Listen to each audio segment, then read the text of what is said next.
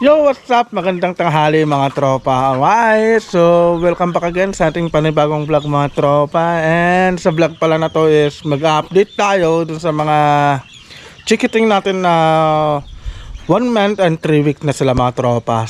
So nandito tayo sa may kulungan nila dahil may pull out tayo mga tropa, no? So ito hindi talaga maiiwasan to sa mga manok, no mga tropa. So 1 month and 3 weeks. So kailangan natin i-pull out yung isa mga tropa dahil pasaway. Ayun, so pasaway siya. So ayun mga tropa yung kulay itim. So ito na yung mga 1 month and 3 weeks natin. Right. So kailangan natin siyang i-pull out natin dahil nang-aaway siya ng mga kapwa niya. Ayan mga tropa yung talisayan natin. Ayan, kailangan natin tanggalin. So sa mga kapwa ko na breeder dyan, ito hindi talaga may iwasan yan. So meron talaga yung isang manok sa isang grupo na talagang parang hari talaga, no? Kung kumilos talagang siya yung nasusunod sa loob ng kulungan sa ruweda niya. So kawawa kasi mga tropa yung ibang kasama niya kasi talagang binabanatan niya So kailangan natin siyang ilabas. So talagang gagawan natin ng paraan yan mga tropa. Hindi natin siya pwedeng anong tawag dun, hindi natin siya pwedeng tanggalin o alisin sa mundong ito. Pero kailangan natin gawan ng paraan mga tropa kasi siya yung nag-iisang gray na lumabas mga tropa. Yan. Right. So tara, kunin natin siya mga tropa. So update pala kay, shoutout nga pala kay Idol Jolay Balesteros. Ito na idol yung sinasabi mo sa akin na mag-update ako sa mga 1 month and 1 week ko na mga alaga, mga chikiting. So ito na sila mga tropa.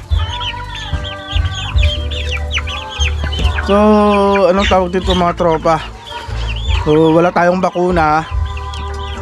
So ang ginagamit lang natin dito is calamansi juice tsaka gatas. So ito walang juice mga tropa, hindi pa sila nagkakasakit. Wala man lang nagkasakit na isa sa kanila. So grabe yung pasasalamat ko dahil parang epektibo naman yung calamansi juice mga tropa, no? So ayun, the power of calamansi juice. Ayan. Alright, so kunin natin ito mga tropa. Ayan na. Asa na siya? Ayun na. Ayun na siya mga tropa. Ayun. Ayun ito. Op. Yan mga tropa, nahuli na natin. So ito yung pasaway mga tropa. Yung ating gray. So ang tatay pala nito mga tropa is golden gray. Tapos yung nanay niya is golden girl pero naka-cross na hatch. Yan mga tropa.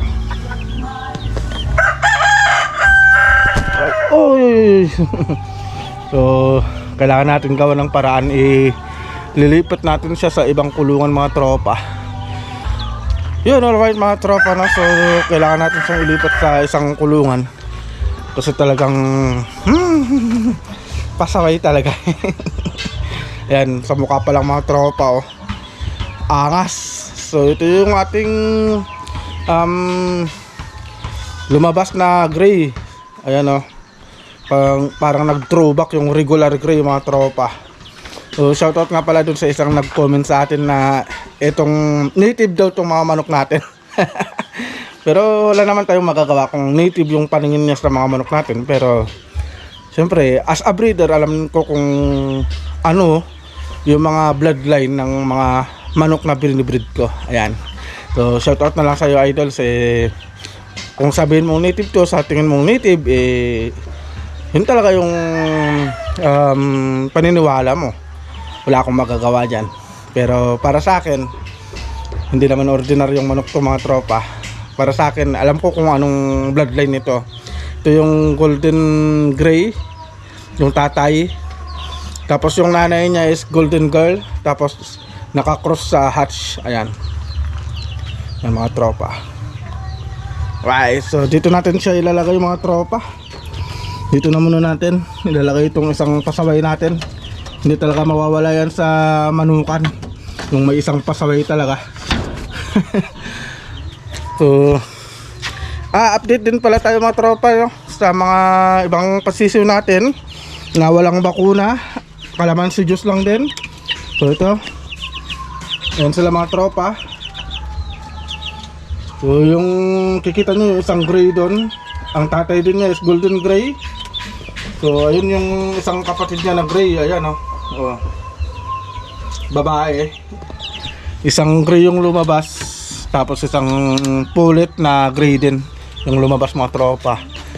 Tapos syempre susulitin na natin. So susulitin na rin natin mga tropa, no? Update tayo dun sa mga ibang season natin.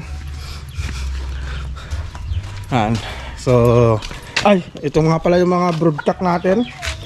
Yan yung broodcock natin na sweater. Tapos yun naman yung ating calidom. Yan.